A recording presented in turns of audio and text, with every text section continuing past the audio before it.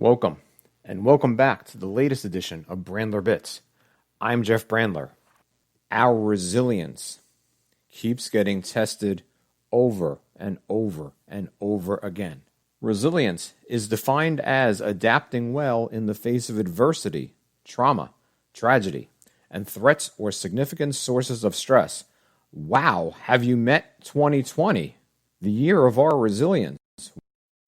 We've needed to utilize all these resources of resilience in order to keep ourselves afloat, from COVID to riots to the recent power outage to political unrest to all kinds of different elements.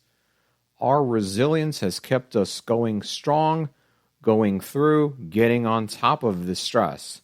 But like all things that are positive, we pay a price. And we can recognize that our frustration tolerance is way lower than probably ever before. If the slightest thing happens, explosions occur, whether internal or external. The ongoing stress and stressors keep our frustration tolerance way low. And our desire to just either find coping strategies for it aren't always the best. And the coup de grace was last week's power outage. Hopefully you are listening to this with power.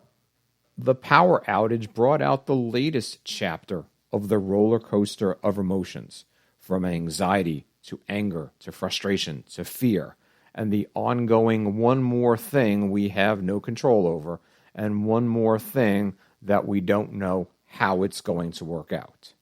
With this roller coaster brought about constant, ongoing problem-solving skills. In the midst of using our resilience, we pulled back on a past experience. We pulled back on saying, aha, we went through Hurricane Sandy. And we said, okay, well, when Sandy happened, we could go to places, restaurants, etc., to recharge electronics. I can remember commandeering a table that had an outlet to plug in electronics to recharge. Under the COVID conditions, can't go inside. In the past, again, with Sandy, we could go to relatives or friends for showers, meals, power. Now we have a constant risk-reward equation to figure out if the benefits are worth the risk. Once the power came back on, I discovered a different type of gratitude. I don't mean the typical family, health, shelter, clothing gratitude. I mean gratitude of different types. For example, I was grateful for hot water, ice, clocks that worked, electricity, air conditioning, a charging station. Thank you to the local police departments who put outside charging stations for people like myself where we could go and charge our electronics. In the future, we can recognize, based on things that we've read and heard, that the scientific community is rallying on the COVID virus, and there are going to be vaccines, and there are going to be medications. And so we recognize that scientifically, our world will get better. The hardest part is getting from where we are now to there, and from here to there will be our biggest challenge and the biggest hurdle in which we'll have to continue to be resilient again and again and again and again.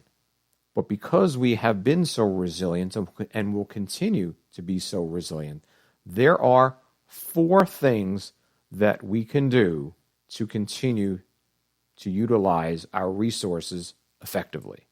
They are reboot, recharge, renew, and refresh. Reboot, recharge, renew, refresh. Reboot.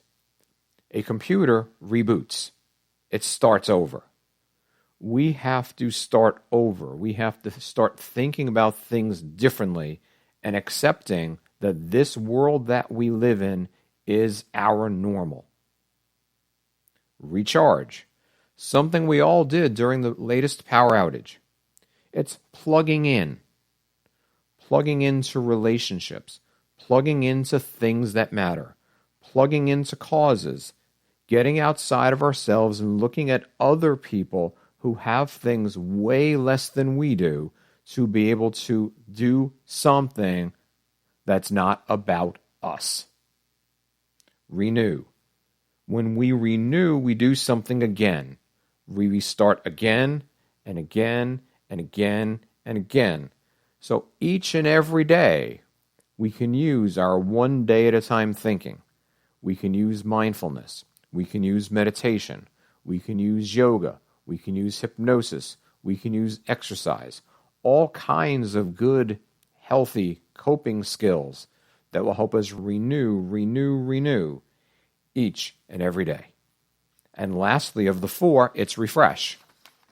Giving ourselves new strength, setting goals for ourselves, finding self-discovery, looking inside, perhaps going to therapy, to discover things about ourselves, things that need some improvement, working on our self-care, and examining our inner strengths that have gotten us to the place that we are and the places that we will need to go in the future. And that resilient part of ourselves will continue to push us in the right direction. Now, refresh comes with a history lesson. After the Spanish flu of 1918, the pandemic that we had before this one, right after that Spanish flu came the Roaring Twenties, a time of living, going out, explosion of the arts, explosion of the world, discovery, new things, new opportunities, new growth. This came after going through pain and loss and coming and developing something new. As we renew, refresh, reboot, and recharge, we can look at a new way of examining our current state and looking forward to a new positive future. Our resilience will carry us there to the future that will be more positive than it is right now. If you have questions or comments about today's Brandler Bits, best way to reach me is at my website, www.changeispossible.org. I'm Jeff Brandler. This is Brandler Bits. This is going to continue to be a wild ride. We will continue to need resilience and energy and strength and hope to get through the next obstacles that come our way. Thanks for listening, and we'll talk soon. Take care.